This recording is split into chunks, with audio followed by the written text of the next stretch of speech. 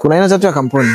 Kuna kampuni binafsi, kampuni ya kigeni, na kampuni ya umma. Kampuni ya binafsi ni kampuni ambayo wewe na partner wako au wewe na watu wengine kuanzia 2 mpaka 20 mmeamua chini mfanye biashara kwa kutumia sheria za makampuni. Kufanya biashara kutumia sheria za makampuni na mkaamua share zenu ama kampuni yenu mtu mwingine asiweze kuja kununua hiyo kampuni yenu. Iwe ni kwenu wenyewe ndio inaitwa kampuni binafsi. Kwa maana ya kwamba hakuna mtu wa nje anaweza kuja kununua shares wala kununua kampuni yenu. Baada ya hapo kuna kampuni ya kigeni. Kampuni ya kigeni ni kampuni ambayo watu kutoka nje wamesajili kampuni yao huko nje ya Tanzania. Wanafanya zao biashara.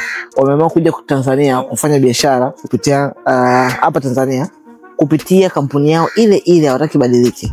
Sasa hawezi kuja Tanzania kufanya kazi bila sisi kukuregulate, kukujua ni nani unafanya nini. Kwa hiyo tutakachofanya, tutaichukua kampuni yako ya kigeni kutoka nje, tutaisajili hapa ndani kwa sheria zetu, lakini tutaisajili kama jinsi ilivyo. Itakuwa ni kampuni ya kigeni. Alafu kuna kampuni ya umma. Kampuni ya umma ni kwamba ni pale ambapo watu watakavyoamua kufanya biashara zao kwa kutumia sheria ya makampuni, lakini wataruhusu watu wengine kutoka nje kuja kununua sehemu ya kampuni yao, kwa maana ya hisa, kwamba share zao zitaweza kuuzwa.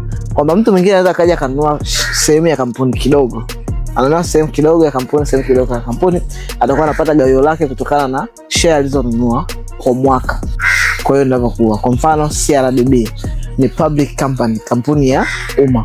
Kwa hiyo ndio tofauti kati ya kampuni ya kigeni, kampuni ya umma na kampuni binafsi.